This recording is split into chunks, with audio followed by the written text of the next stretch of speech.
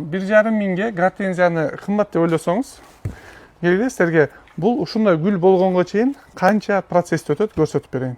Мына ушундай гортензия сатып алынат. Кийин муну кыркылат. Кыркылып, муну сууга атайын тамырала турган, мындай ар түрдүү грибковый ооруларга каршы бүт нерселерди салып, ушуга салып коебуз. Бир канча убакыт тургандан кийин ал кайра алынат дагы, мындайынан кесилет дагы, карнивинге салынат дагы, кийин бул жакка салынат. Арадан 1 ай, 1,5 өтүп бул тамыр алат. Кийин бул тамыры бир аз мыналарга окшоп орношот. Мына уже тамырлар чыгып баштады, кайратабам жок бекен.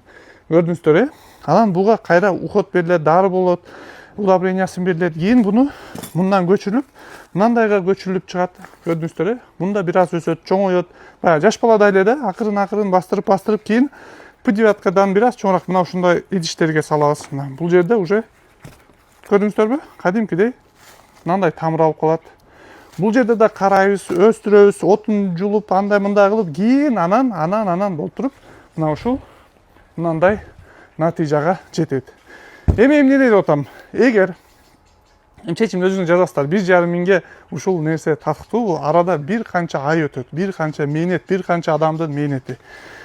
Эгер бул нерсени өзүм да кыла алам десеңиздер, мына ушундай лайфхак бир гортензияны аласыздар, кыркып өзүңүздөр мына ушул жерге 120дай өзүңүздөр гортензия кылып алсаңыздар болот. Ана ошондон кийин оңойбу, оңой эмеспи, анан жазасыздар. Силер менен фазенда келгиле адамдардын кылып аткан мээнетини, кылып аткан жумушуну баалай билели.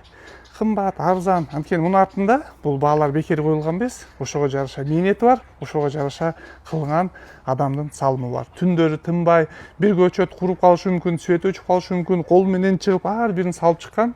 Ошол Кайрат абамдын бул жерде аябай көп мээнети бар.